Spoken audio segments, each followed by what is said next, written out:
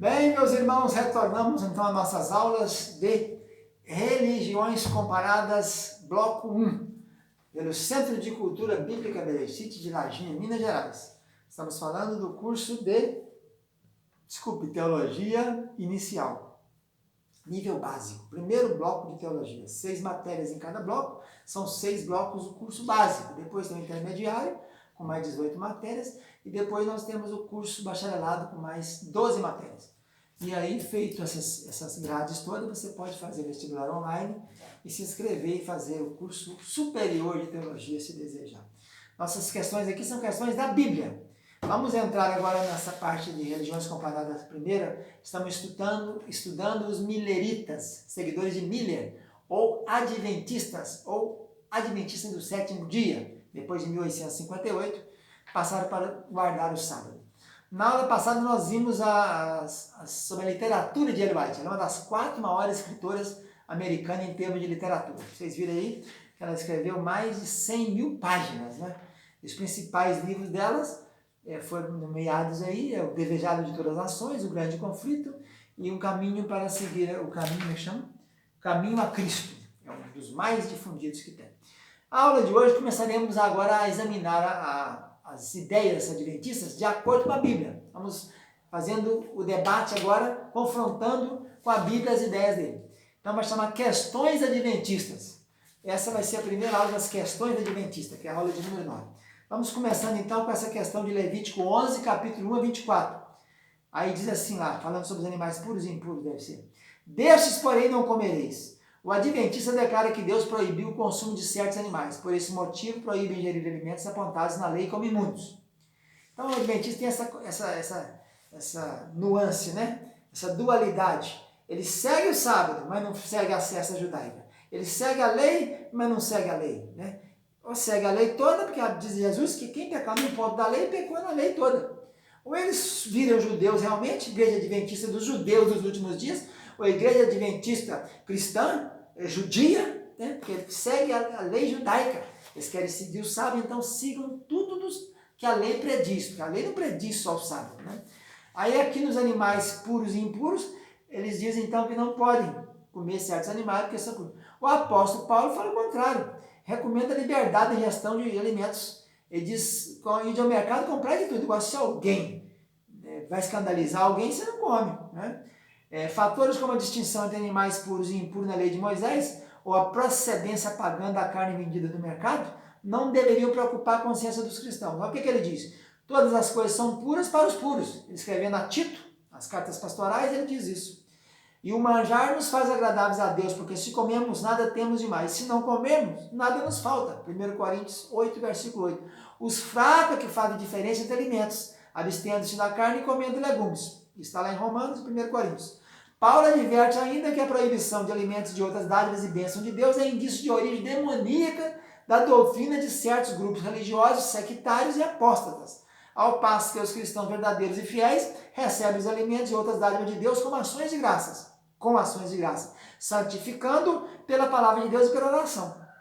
E a própria questão do Pedro, né, quando estava em Jope, baixou aquele lençol 3 vezes com animais impuros, quadrúpedes, roedores, e ele disse que não comia impuro, Deus diz, não faças tu comum, impuro, ao que eu purifiquei. Atos 10, versículo 15.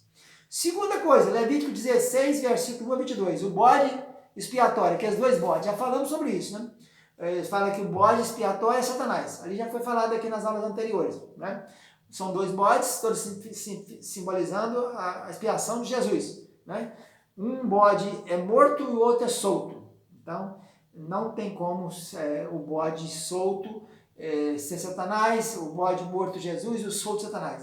Todos os 2 são tipos de Jesus, e isso fica bem claro aí, né? Levítico 16, 5 a 10 declara que era apresentado 2 bodes para a expiação do pecado. Satanás não é a oferta para o nosso pecado. Cristo foi quem carregou o nosso pecado.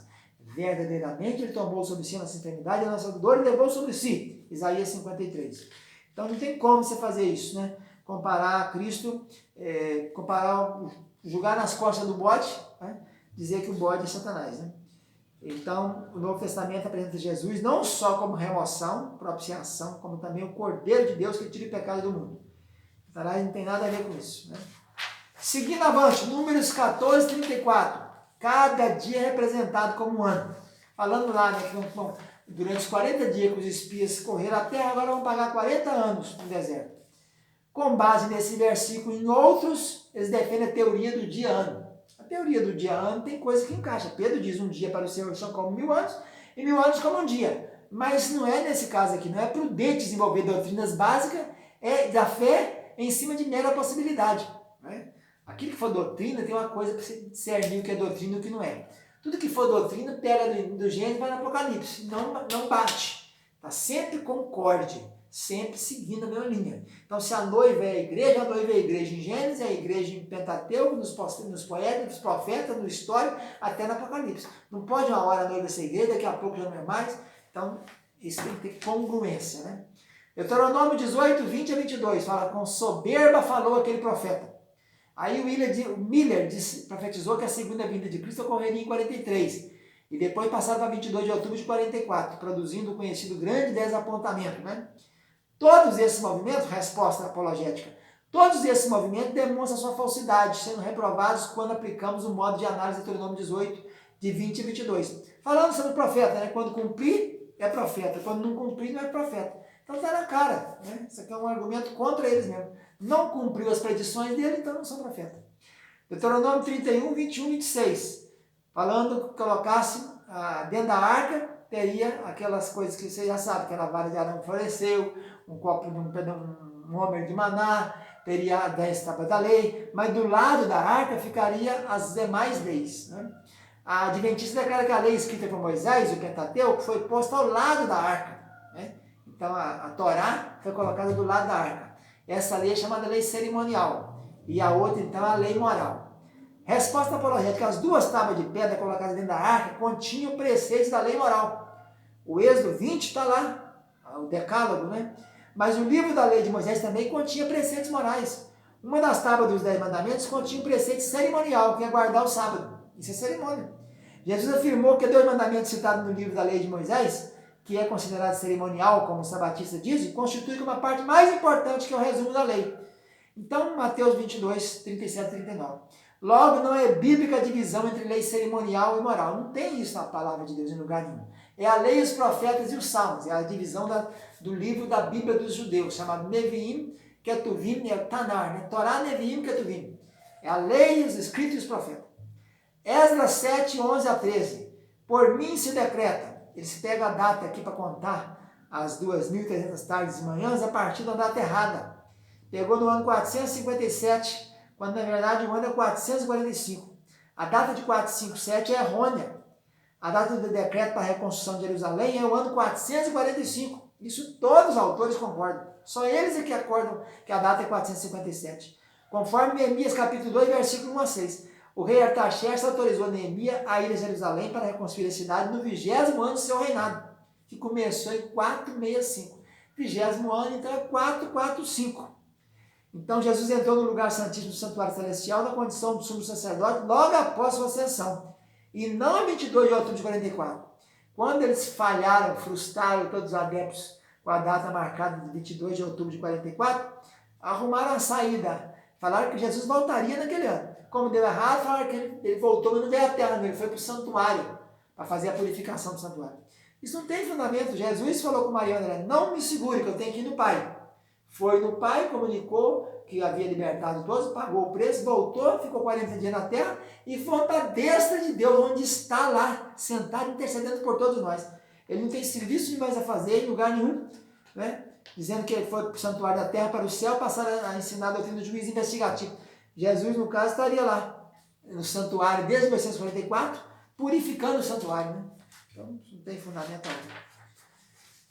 Neemias capítulo 8, versículo 1 a 8. O livro da lei de Moisés, a lei de Deus. O Adventista declara que as expressões lei de Deus e lei de Moisés referem-se a duas leis distintas. A primeira colocada dentro da arca, o Decálogo, e a lei de Moisés, no outro caso, a Torá, contém os mandamentos morais. 613 preceitos da lei dos judeus, né?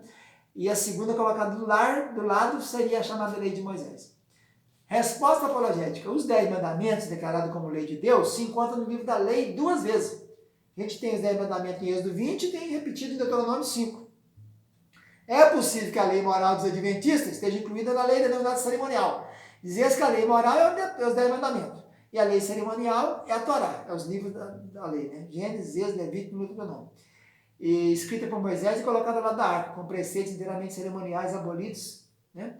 Sim, o decálogo é repetido 2 vezes. Repetido em Deuteronômio, feito, dado no Sinai em Êxodo 20, repetido em Deuteronômio 5.